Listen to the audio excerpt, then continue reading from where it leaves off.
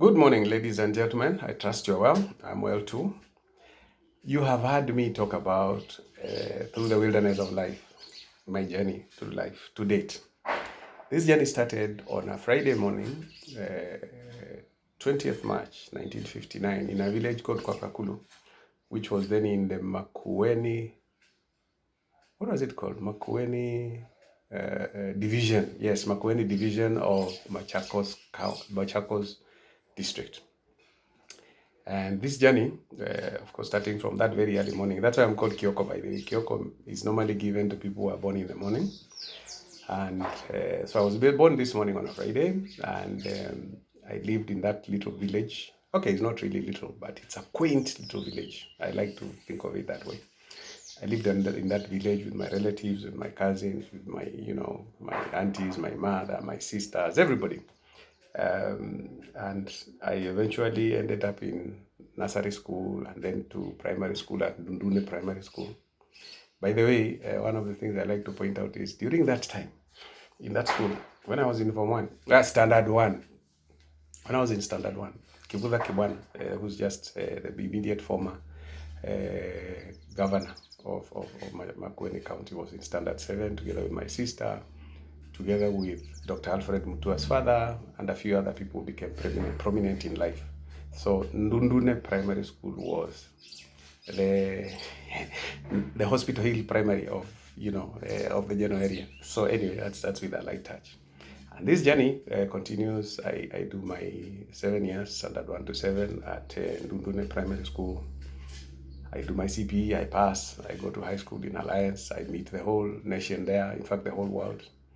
In Dundune, or rather in my village, in my earlier life, I think my interaction with other Kenyan communities was probably limited to just 3 or 4. Because there was, of course, there were Maasai's, our neighbors. There were a couple of Kikuyus who were running some businesses in Emali. There was a gentleman from Luoland who was our farm worker.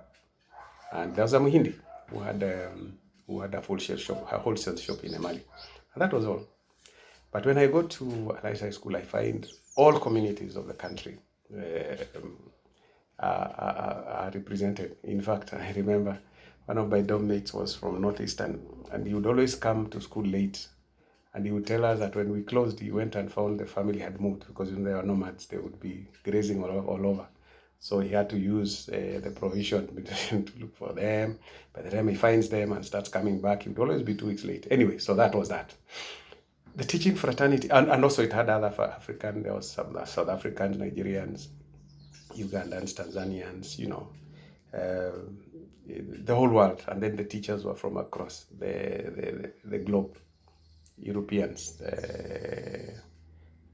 Australians, Americans, you name them. They're all over the place. So, it kind of changed my outlook of life. And then, of course, I found so many other reading things. What we used to read in the primary school are a bit closed. But now we find all sorts of, opened my mind. Anyway, so I go through high school, I go to the University of Nairobi, to study accounting, BCom. And of course, there were challenges there also, because, in high school, you are used to obeying certain rules. There's a prefect to make sure you don't do this. There's a teacher to make sure that you do your homework, those kind of things. But you go to the university, and basically, yes, there's a lecturer.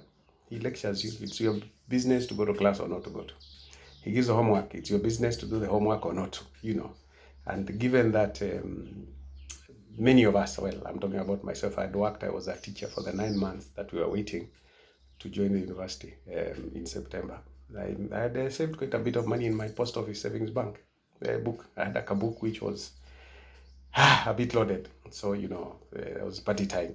There was the pub, there was the Eclipse Disco, there was the Ivory Bar in Hilton, and beer, and the pub, of course. And beer, the difference in prices was not so crazy. I think it was the most expensive export beer you could get was possibly about 6 bob. Maybe that's even too high. Maybe about 4 something. Because there was class A, B, C, D. A was off license, then, and so on. So anyway, so I graduate, of course, after the interruption of the coup, because the attempted coup happened when we were just about to start our final exams. We were starting the exams on Monday, and the coup was attempted. Ezekiel Ochuka and Pancreas Otuya and company decided they wanted to take over the country on Saturday night. So of course there was that interruption. We went away for 9 months, came back, did our exams and so on. So I get a job and I'm employed in the civil service as a district accountant, office of the president. And I go to Kilifi, where I work up to mid 1985. Then I go to Taita Taveta, where I work up to mid 1887 before I come to Nairobi and join Toyota Kenya, part of the Motomat group. And so on and so forth. Eventually, I leave Toyota, I go to Kenya Pipeline. I leave Kenya Pipeline, I get into business. I try to become a farmer, you know, those kind of things. But a lot of that is in the book, of course. I'm just giving you a brief outline of what is contained in the book. And of course, I'm diagnosed with diabetes and hypertension and eventually with cancer. So, you know, that life journey was not easy, has not been easy. The book is not a sob story. You know, I'm just, actually, because I've conquered these diseases. So, you know, it's a triumph. It's a triumphant story. It's that, you know, and anybody can do it. My idea is that if you have those conditions and you become positive, you look at them and you do your best, and many people get through them. So it's not a death sentence. I had thought it was a death sentence, at least cancer. I thought it was a death sentence at first, but then I'm still here 10 years after, because I was diagnosed in 2013. And of course, I go into business, I fail, I make some, I do whatever. So anyway, the main reason why I'm doing this video today is because I have a debt to pay the printer. I printed 500 books in December 2021, which sold out. I printed another 500, more expensive, because, you know, the costs have gone up. And there's a balance that is left to pay the printer. And what I need to do is I want to sell a number of books on discount. That time, the first print was 2,100, including delivery anywhere in the country. And you had the option of collecting it yourself, whereby then you don't pay the delivery. But it became a bit of a, you know, the collection became a bit of a problem, because then I had to take them to town, which is still a delivery.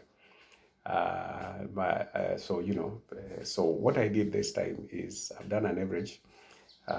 Instead of 2,100, because of the rising costs of everything, it's now 2,300 or 2,299, inclusive of delivery anywhere in the country, in most parts of the country, actually.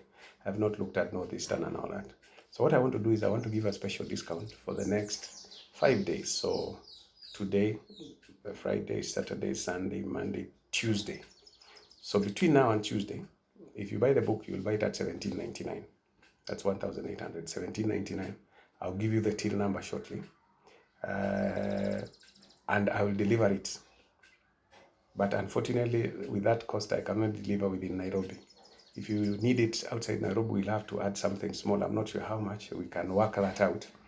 But $17.99 delivered to Nairobi between today. Okay, the payment is between today and Tuesday.